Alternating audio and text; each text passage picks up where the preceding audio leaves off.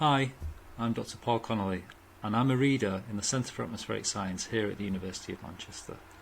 Myself, along with my colleague Dr. David Topping, will be running the environmental modelling module this semester.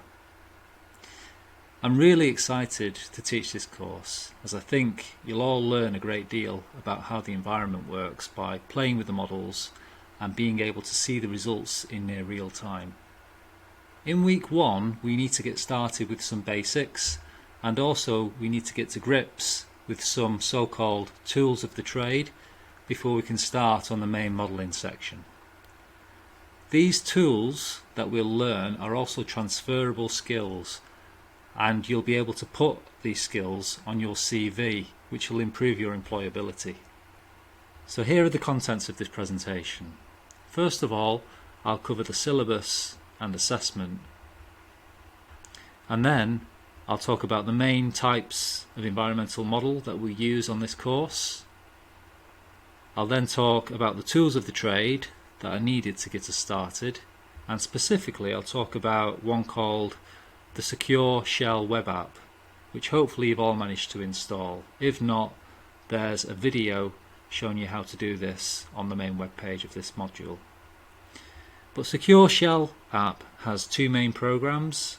The first is called SSH and the second is called SFTP. Now SSH, we'll talk about that first, that allows us to log into a computer remotely, and it allows us to execute commands on that computer. So for instance, we can log in and we can run our numerical model, which can generate some output. SFTP allows us to download any output that the numerical model generates. It's called Secure File Transfer Protocol. So for instance, one way of working that you might imagine is you log into a remote computer with SSH, and then you execute a command to run a numerical model, and eventually that numerical model finishes running, it generates some output, and then we use SFTP to download that file, download that output to our local computer so we can look at that output in more detail. I'll also talk a little bit about Linux. So what is Linux? Linux is an operating system, and most of you will be familiar with the Microsoft Windows operating system, or perhaps Mac OS, or perhaps Chrome OS, or even iOS. Now Linux is a different kind of operating system, and it's one that's used extensively in the modelling world. So if you're going to do any serious modelling, you'll probably use Linux, and we are going to use Linux in this module. I'll also talk a little bit about computer code and computer languages. We won't go into the nitty-gritty, but it is useful to know a little bit about how computer models are put together, how they're built. So we'll talk a little bit about those. And then finally, I'll talk about a place to store our computer programs, our computer code, and one that's used quite extensively at the moment is called GitHub. It's a place to store our computer code on the internet and share it with other people. And also I'll talk about the Git program, which is a way of downloading our code from GitHub to our local computer. So now we move on to the syllabus. So first of all, there are two synchronous sessions. That means sessions that you attend with me, and we do those together. These are on Mondays 2 o'clock till 3 o'clock, and also on Wednesdays 10 o'clock till 12 o'clock in semester 1. This module's core for these environmental science programs, so PEP, Atmospheric and Climate Science, Ecology, Evolution and Conservation, and it's also optional for Earth and Planetary Sciences and the Geochemistry pathway and also the Planetary pathway. It's a 10-credit module, and your two instructors will be me and also Dr. David Topping. The assessment's as follows. First of all, in the 6th week of teaching, there'll be an online test, which is a so-called formative test. It means the grade doesn't count. But you can use this to get some feedback on how you're understanding the material. So this is an online test available on Blackboard from the 9th of November. Secondly, there are 2 summative assessments. Now these are assessments that do count towards your final grade. And these are, firstly, there's an online test available in the 10th week of teaching between the 7th and the 13th of December. So that's on Blackboard, that's worth 50%. And also there's what we're calling the modelling portfolio, which is actually an essay, and that's due on the 20th of December, and that's also worth 50%. Some requirements. So for this academic year, the course will be delivered online, and in order for you to take part in the practical sessions, you'll need a computer running a Google Chrome web browser, and you'll have to install the Secure Shell web app, which is available from this link. There's actually also a video on the web page showing you how to install that, so if you've not done that already, take a look at that video. So here's more detail on the assessments. This is available in Appendix B, which is available from the web page, and I've just had a screenshot of it here.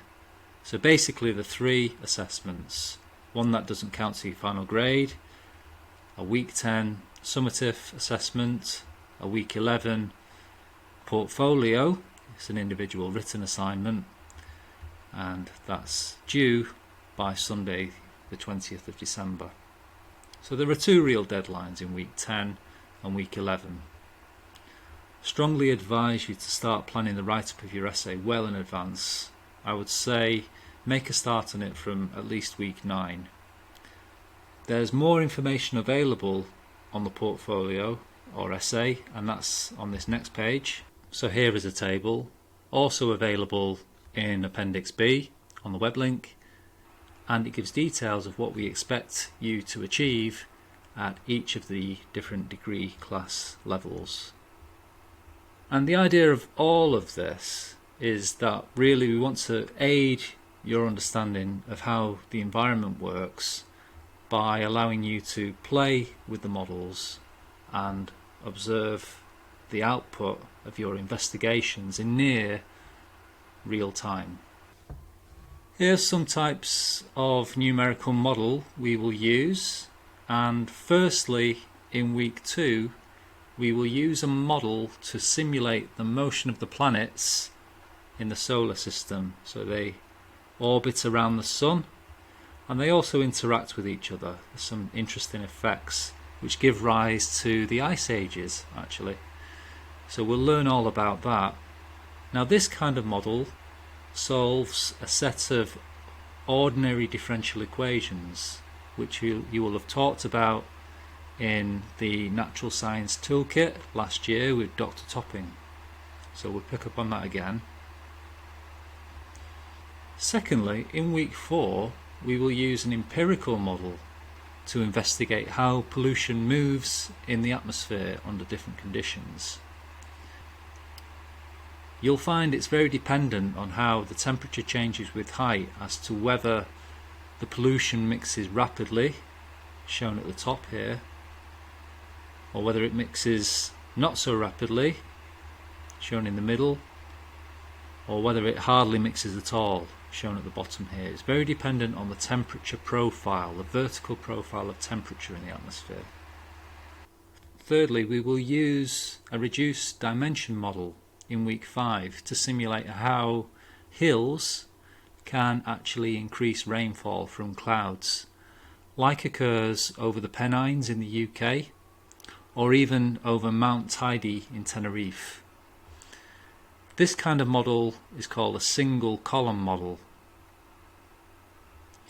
and what this is showing, this is the height and this is distance, and the red outline here is a hill or a mountain, and the colours that we can see here are the clouds or the rain as shown here. So as the air moves over the hill, we see more rain, and we'll learn about how that can happen. In week 9 we will start to investigate how we model fluids, which are very important. For example, in ocean modelling and even in atmospheric modelling, the atmosphere can be considered to be a low density fluid, and these techniques are used to model weather and climate. In week 10 we will apply the same techniques to model an extraterrestrial atmosphere, Saturn. Saturn has this very interesting hexagonal wind pattern at the North Pole, and we'll use the techniques that we've learned so far to be able to model this. This is the output from one of the models you'll be using, and you can see it's reproducing this hexagonal wind pattern.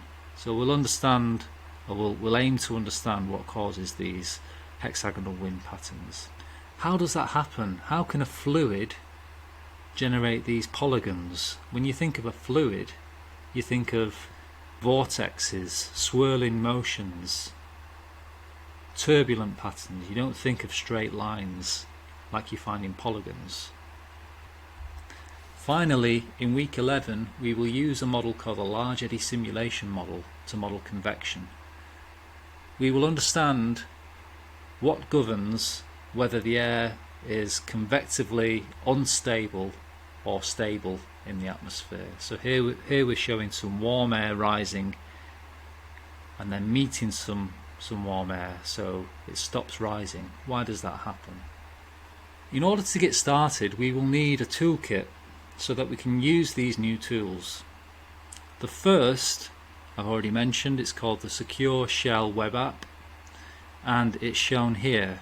There's some text here in a PDF that you can read. I've just done a screenshot here, but basically this allows us to log into a remote computer and then set up and run our model, as well as upload and download input and output files. In order to use this, you'll need to install Google Chrome and also the Secure Shell web app. There's a video of how to do this, as I've mentioned, which is available from the website. More tools. It's very common that modelers use an environment or an operating system called Linux. It's just so much better, and it has more tools than, say, Microsoft Windows. However, it's sometimes not very nice to interact with on a daily basis, as you have to type in different commands. You have to type them in rather than interact with Windows. That was the strength of Windows when it first came out, hence the name. When we connect to our remote computer with Secure Shell, SSH, we are effectively interacting with a Linux machine. It's a different kind of operating system. And there are lots of different commands you can type. You have to type them into the window, and these are just some of them available here in table 1.2. We'll use them as we need them, but in the meantime, if you manage to log into the computer, just try them for yourself. They're explained here. This is what you type in, and this is a brief description of what it does. Computer languages. Computers execute machine code, and machine code is not very comprehensible to humans. Because of this, humans have developed what we call computer programming languages that can be used to write our own model equations as software. And there are two main types. There's either what we call a compiled language, and now a compiled language is where the computer creates an executable file, which is basically a sequence of machine code, and this runs very fast. So some examples of compiled languages would be Fortran or C++ or C, if you've ever heard of these. Doesn't matter if you've not heard of them, it's not a problem. The other kind of program or language is what we call an interpreted language. Now, an interpreted language is one in which the computer has to interpret the code that you write line by line into machine code every time you run it. And this runs much slower than a compiled language. But the advantage is it's much quicker to write an interpreted language. So some examples of an interpreted language would be, for example, Python, which you'd be familiar with, MATLAB is another one, or even BASIC. We won't get into the details of this, but nevertheless it's still useful to know the difference between a compiled language or an interpreted language. So finally, I want to talk about GitHub and Git. It's extremely important to keep track of model versions. So for instance, there may be a small bug to fix in some code in a large model, and you think this is not important for some example calculations. You run the examples and you don't get any no significant difference in the results. However, if you then use the new code to try to reproduce some earlier results that you had, you may get completely different results. And for these reasons, it's important to be able to track the various updates and bug fixes, and also to be able to return to earlier versions of the code. And in order to do this, we use so-called Git versioning tools, and we'll learn about this as we go along. A Git repository is a collection of files that stores all of the code states as they're updated. You have to tell it, you say, right now I've made a change, I want to store this change, and I can go back to my earlier version if I want to. And we don't need to go into all the details here, but there'll be times during the course that we will use Git versioning tools. These Git versioning tools can link to an online Git repository. Now this is a website that stores a Git code repository. It just stores a selection of files, computer code. And a famous online Git repository is known as GitHub. If you want to be a developer yourself, if you want to write some example code, some Python or whichever you want to write, you can get yourself a free account and you can share your code to others, including yourself, so you can access it anywhere. Again, I won't go into the details, but we'll often download code from GitHub each week, and then we'll run that code on our computer. Okay, so I'm going to end here, and so the main points of what I want to get across in this short presentation is that there are some tools of the trade that you'll need to master before being able to use models efficiently on this course. So these are common tools that someone working in most numerical modeling disciplines will use. So it's useful and it's transferable, and you can put them on your CV and it will make you more employable. Top marks in the course will be awarded to those who can see how the various modeling approaches fit together and what they're used for. Asynchronous activities. So each week there'll be asynchronous activities. Now this is where you'll watch a recorded lecture of me, like you are doing now, explaining a different modeling approach. And also each week there'll be synchronous activities for you to attend, for us to discuss things. And here what we'll tend to do is work through practical exercises or discuss some of the results we're getting. We'll learn about a range of modelling techniques, and you will be tested online.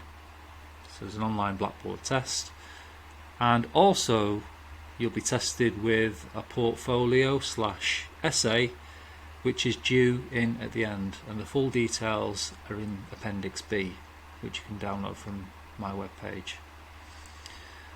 These videos will be available online, and we'll also record the synchronous activities together, and I'll post them online. so you should be able to access everything. Okay, thank you. I'll end there.